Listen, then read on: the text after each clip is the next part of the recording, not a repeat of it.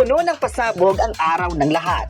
Dahil nga hindi nawawala ang suporta ng tao sa Kim Pao, ay patuloy pa rin itong pinag-usapan sa social media. Latest na ngayon na pinag-usapan sa isang online show ni OG Diaz ang sikat na kapamilya actors na sina Kim Chiu at Paolo Avellino. Tinalakay rito sa programa ang di umano'y pagiging live-in partner ng Kim Pao sa isa't isa. At marami pang mga topics na pinag-usapan. Tila naging maganda ang pagbibigay ng pahayag nila sa mga kapamilya na ito. Ayon pa nila, kung wala namang sinasagasaang mga tao ang Kim Pao, ay walang problema ito. Pareho namang single ang dalawa at pwede silang gumawa ng mga bagay na gusto nila. Sina Kim Chiu at Paolo Avellino ay isa sa mga artista sa bansa na talagang inaabangan ang kanilang mga proyekto sa TV. Sa pagbibigay ng pahayag na OG Diaz ay marami ang may komento. Ayon pa nila, maganda na pinag-usapan ng Kim Pao sa kanilang programa dahil marami din ngayon ang nagtatanong kung ano ang real score ng Kim Pao sa bawat isa. May nagsabi naman na deserve talaga ng Kim Pao ang mga proyekto kung anong meron sila. Sa mga payag nila ay masabing paayuda ito sa mga tagahanga kung totoo man ang pag-live-in nila. Ayon pa ng mga host, pwede naman na ginawa ng Kim Pao na hindi muna umamin para hindi malaman din ng mga tao na maghiwalay ito. At baka may mga commitments ang Kim Pao sa ilang brands na makakaapekto sa kanilang mga projects kung sakaling isa publiko nila ang kanilang relasyon. Marami naman ang nagsabing bagay na bagay ang Kim Pao sa mga projects na nasa ABS-CBN. Marami naman nagsabing kahit noon pa ay nagtatanong na ang mga fans kung may relasyon nga ba ang dalawa pero wala sa kanila ang umamin. Kaya sa OG Diaz program ay bumilib sila sa tinalakay nito ang mga topics sa kapamilya. May nagsabi naman na nagpapasalamat sila kay OG Diaz na isa sa mga topics nila ang Kim Pao. Marami din naman na nakakapansin na iba na ang closeness nila sa bawat isa at marami sa kanila ang nagsabing patuloy pa rin ang pagtaas ng suporta ng tao sa kanila. Nakatutok naman talaga sila 24/7 at andyan para ipaglaban sa mga taong patuloy din ang pambabash sa kanila. May nagsabi naman na kung totoo man ang relasyon o pag-live-in partner ng dalawa ay wala namang problema ito. Alam ng lahat na susuporta talaga ang mga tao sa kanila at ipapakita ang atensyon na dapat sa dalawa. May nagsabi naman na isa ang Kim Pao sa mga hot topics sa social media kahit ngayong oras. Pinag-usapan na ang naging statement ng mga host sa OG Diaz Updates. Marami ang natuwa kung may katotohanan ang lumabas na balita online at umaasang sana ganito ang mga nagaganap sa Kim Pao. Marami naman ang nagsabi na kapag Kim Pao talaga ang topic sa mga online ay hindi mawawala ang pagsuporta ng mga fans sa kanila. Pero maganda naman ang naging pahayag ng mga host kaya ganun lang din sila kabilib sa kanila. Tama naman na may pagbabago na sa kanilang galaw, hindi na tulad dati sa iba nilang mga ginagawa. Iba ang love na ipinakita nila sa tao, kaya mahal na mahal talaga sila ng mga ito. May nagsabi naman na deserve ng dalawa na mamahalin ng tao dahil inspired ang mga fans sa mga ginawang proyekto nila sa TV at maging sa movie. May nagsabi naman na grabe ang Kim Pao dahil makikita mo talaga ang mga positive comments ng mga tao. Kahit ilang bash pa yan, ay hindi matatalo ang pagmamahal ng lahat kay Kim Chiu at Paolo Avellino. Support lang natin sila at patuloy na papanoorin ang The Alibi sa Prime Video. Marami pang mga pasabog sa The Alibi at maging sa kanilang personal na ganap na trending ang pag-live-in di umano ng mga actors na ito.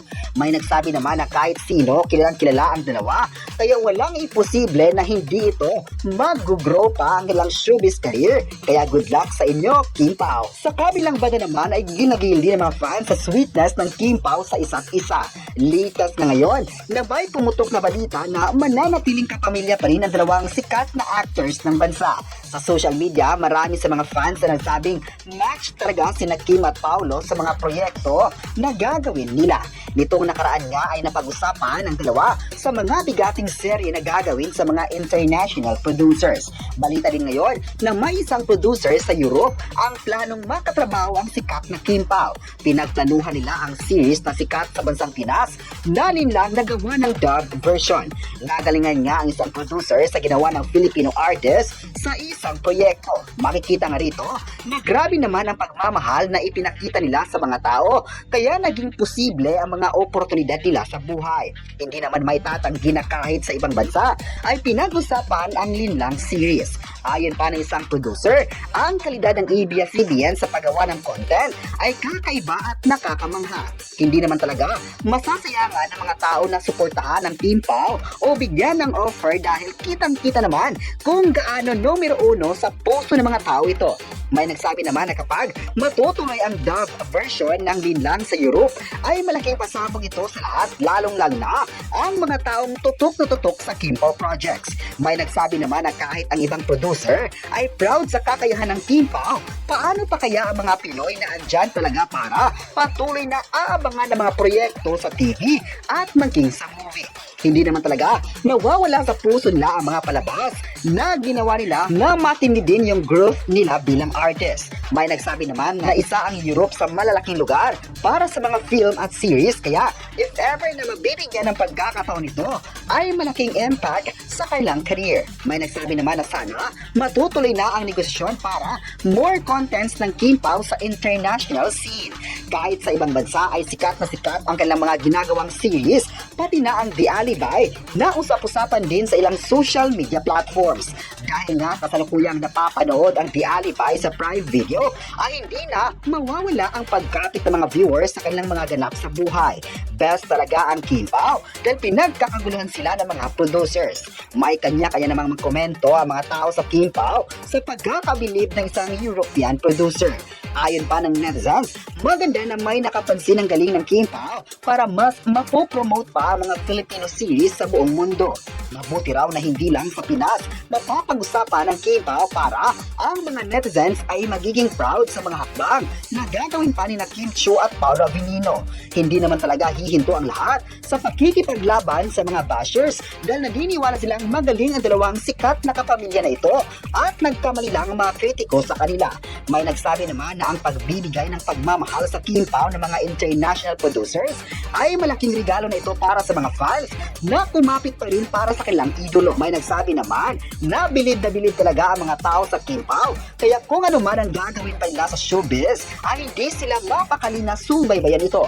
May nagsabi naman na laban lang daw sana ang Kim Pao sa mga negatibong ibabato sa kanila at sana magiging positibo lang palagi dahil andyan ang lahat para patuloy na magmamahal sa kanila. Para sa maraming manood at fans, talagang bagay na bagay sina Paolo Avellino at Kim Chiu sa mga project ng ABS-CBN at may ilang malinaw na dahilan kung bakit ganito kalakas ang dating nila bilang tandem.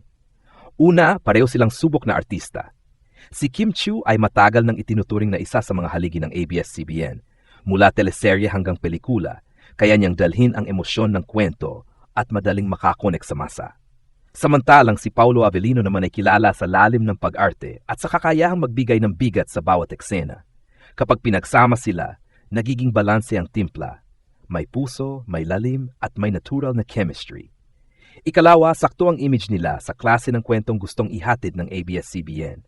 Ang network ay kilala sa mga proyektong may emosyon, may real-life relatability, at may karakter na madaling mahalin ng audience. Si Kim ay may girl-next-door charm na swak sa masa, habang si Paolo ay may mature at intense aura na nagbibigay ng seryosong tono sa kwento. Dahil dito nagiging mas kapani-paniwala ang mga karakter na ginagampanan nila. Ikatlo, malakas ang hatak nila sa fans at viewers. Hindi may kakaila na may solid support ang Kim Pao fans mula social media hanggang aktwal na panonood ng mga proyekto. Para sa ABS-CBN, malaking bagay ito dahil bukod sa kalidad ng palabas, siguradong may audience na abang at susuporta. Nagiging win-win situation ito, masaya ang fans at panalo ang network sa ratings at engagement. Ikaapat, may natural silang chemistry na hindi pilit. Kahit walang sobra-sobrang kilig moments, ramdam ang koneksyon nila sa eksena. Ito ang klase ng chemistry na gustong-gusto ng ABS-CBN, yung hindi lang pang romance, kundi kayang dalhin kahit sa mas mabibigat at seryosong kwento. Sa kabuuan, bagay na bagay sina Paolo Avellino at Kim Chiu sa mga project ng ABS-CBN dahil pinagsasama nila ang husay sa pag-arte, tamang image at malakas na suporta ng fans. Kung patuloy silang pagsasamahin sa magagandang kwento at dekalidad na produksyon, Malaki ang tsansang mas lalo pa silang tumatak bilang isa sa mga pinaka-epektibong tambalan ng network. Sa balitang bagay na bagay sina Paulo Avellino at Kim Chiu sa mga project ng ABS-CBN, masasabi kong positibo at makabuluhan ito, lalo na kung titingnan sa perspektibo ng industriya, fans, at mismong network. Una, patunay ito na epektibo ang tambalan nila. Hindi basta-basta sasabihing bagay ang dalawang artista kung walang basehan. Kadalasan nakikita ito sa reaksyon ng audience, sa ratings, at sa ingay sa social media. Ibig sabihin, may impact talaga ang pagsasama ni na Paulo at Kim at ramdam ng ABS-CBN na may potensyal itong palakihin pa. Ikalawa, magandang balita ito para sa fans. Maraming taga-suporta naghahanap ng consistency, yung hindi isang project lang tapos wala na. Ang ganitong balita ay nagbibigay ng pag-asa na posibleng masundan pa ang mga proyekto nila at mas mabigyan ng lalim ang tambalan, hindi lang sa kilik, kundi pati sa mas seryoso at makabuluhang kwento. Ikatlo, strategic move ito para sa ABS-CBN. Sa panahon ngayon na matindi ang kompetisyon sa entertainment, mahalaga ang pagkakaroon ng tambalang may kredibilidad sa acting at may solid fanbase. Sina Kim at Paulo ay hindi lang pang romance, kaya nilang magdala ng drama, suspense at kahit mas mature na tema. Isang malaking plus para sa network. Ikaapat, nakakatulong ito sa growth ng parehong artista. Para kay Kim Chiu, ipinapakita nito ang pag-usad niya sa mas mature na roles. Para naman kay Paulo Avellino, mas napapalawak ang abot niya sa mas malawak na audience. Sa ganitong setup, hindi sila nagkakailahan pababa. Bagkus, nagpapalakas sila sa isa't isa bilang performers. Sa kabuuan, ang balitang ito ay senyales ng magandang direksyon. Hindi lang para sa tambalan ni na Paulo Avellino at Kim Chiu, kundi para rin sa ABS-CBN at sa mga manonood. Kung patuloy itong aalagaan ng maayos na script at direksyon, malaki ang sansang maging isang matambalang tatatak at magtatagal. Sa totoo lang, hindi na ito nakakagulat para sa maraming manonood at fans. Matagal nang pinapakita ni na Paulo Avellino at Kim Chiu na kapag pinagsama sila sa isang proyekto, may ibang klaseng hatak. Hindi lang dahil sa kilig, kundi dahil sa kalidad ng pag-arte at emosyon na naipapasa nila sa audience. Ang ganitong uri ng tambalan ay eksaktong hinahanap ng ABS-CBN. May lalim, may puso, at may kakayahang magkuwento ng kwentong tumatago sa damdamin ng masa. Para kay Kim Chiu, malinaw na ang balitang ito ay isang pagkilala sa kanyang growth bilang artista. Mula sa pagiging sweet, bubbly leading lady, unti-unti niyang pinapasok ang mas mature at mas komplikadong roles. Kapag katambal niya si Paulo, mas naipapakita niya ibang emosyon, takot, sakit, tapang, at lalim, na minsan ay hindi agad nakikita sa mas magagaan na proyekto. Para itong bagong yugto sa career niya, at swak na swak ito sa direksyon ng ABS-CBN na mas magbigay ng makabuluhang kwento. Samantala, para kay Paulo Avellino, ang balitang ito ay nagpapatunay na hindi lang siya isang mahusay na aktor, kundi isang epektibong leading man na kayang bumagay sa iba't ibang klase ng leading lady. Sa tandem nila ni Kim, hindi niya kinakaya ng eksena, bagkus binibigyan niya ng espasyo ang karakter ni Kim na mas umangat. Yan ang tanda ng isang aktor na confident at may respeto sa kanyang kaeksena. Mahalaga ring banggitin na ang chemistry nila ay hindi pilit. Hindi siya yung tipong puro sweet moments lang ang pinapakita. May tahimik na koneksyon, may tensyon, may emosyon, mga elementong mas tumatagal sa isipan ng manood. Ito ang dahilan kung bakit epektibo sila sa mas seryosong proyekto, hindi lang sa rom-com o light drama. Para sa ABS-CBN, ang balitang ito ay isang matalinong hakbang. Sa panahong mas mapili na ang audience, mas pinahalagahan ng tambalang may kalidad kaysa sa purong hype lang. Sina Paulo at Kim ay may kanya-kanyang solid fanbase at kapag pinagsama, mas lumalawak ang reach ng proyekto. Bukod pa rito, may tiwala ang mamanood na kapag sila ang bida, may kalidad ang kwento at hindi sayang ang oras. Hindi rin may kakaila ang papel ng fans sa lakas ng balitang ito. Ang support ng Kim Pao fans ay hindi lang nakasentro sa Love Team Fantasy, kundi sa respeto sa talento ng dalawang artista.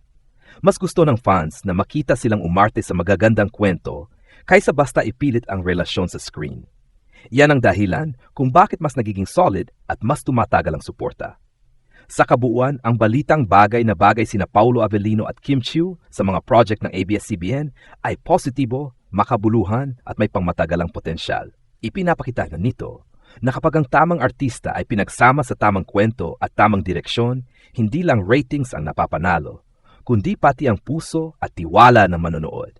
Kung ipapapatuloy ito ng ABS-CBN ng maayos, malaki ang syansang mas tumatak pa ang tambalang ito sa industriya. May dagdag pa sa balitang bagay na bagay sina Paulo Avellino at Kim Chiu sa mga project ng ABS-CBN. At ito ay mas malalim na pagtingin sa pangmatagalang epekto ng tambalan nila. Hindi lang ngayon, kundi sa hinaharap. Una, malaki ang potensyal ng tambalan nila magbukas ng mas iba't ibang genre. Hindi sila limitado sa romance lang. Kayang-kaya silang ilagay sa suspense, crime drama, psychological thriller, o kahit socially relevant stories. Dahil pareho silang mahusay umarte, pwedeng gamitin ng ABS-CBN ang tambalan nila para sa mas matitinding kwento na may mensahe. Isang bagay na matagal ng lakas ng network. Ikalawa, pwede silang maging prestige pairing ng ABS-CBN, yung tambalang hindi basta-basta ginagamit. Pero kapag inilabas, siguradong may kalidad.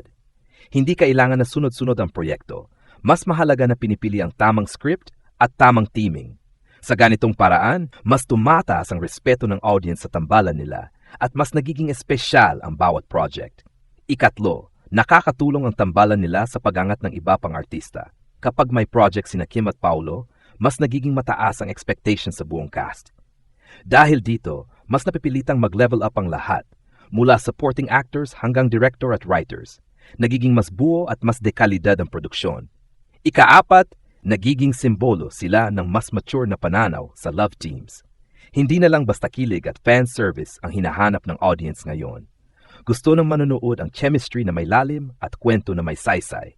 Sina Paulo at Kim ay magandang halimbawa ng tambalan na pwedeng mahalin kahit hindi pinipilit ang personal na issue o sobrang publicity. Ikalima, may international appeal din ang tambalan nila. Sa panahon ng digital platforms at global streaming, mas napapansin ang mga seryeng may strong storytelling at mahusay na acting. Ang kombinasyon ni na Kim Chiu at Paulo Avellino ay may potensyal na makakuha ng pansin hindi lang ng local viewers, kundi pati ng international audience. Sa huli, ang balitang ito ay hindi lang tungkol sa pagiging bagay nila sa ABS-CBN, kundi tungkol sa direksyong tinatahak ng network, mas kalidad, mas lalim at mas makabuluhang kwento. Kung patuloy itong aalagaan, ang tambalan ni na Paulo Avellino at Kim Chiu ay pwedeng maging isa sa mga tandang puno ng bagong yugto ng Philippine television at digital entertainment.